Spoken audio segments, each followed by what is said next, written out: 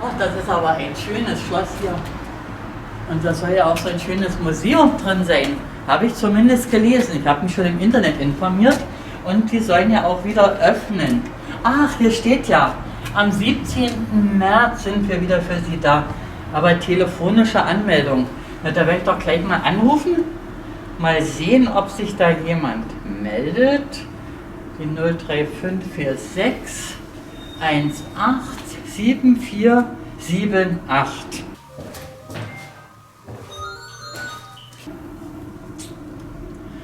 Hallo?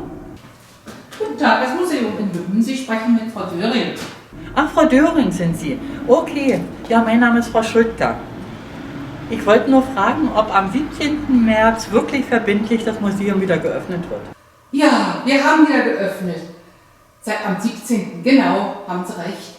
Das ist ja toll. Kann ich da auch schon gleich einen Termin reservieren? Ja, wir können gleich einen Termin machen, wenn Sie das möchten. Genau, am 17. dann um 11. Ja, na, für um 11 wäre mir recht. Ja, na klar. Schön, da freue ich mich. Ja, das ist ja super. Und es ist ja auch Maskenpflicht, ne? Natürlich habe ich meine Maske mit. Ja, na klar. Und ich halte auch Abstand. Gar kein Problem. Danke. Haben Sie auch Desinfektionsmittel für die Hände? Ja, Desinfektionsmittel, wir haben uns eingedeckt, ist alles vorhanden, für die Sicherheit ist gesorgt. Auch alles da. Na sehen Sie, das ist doch super hier.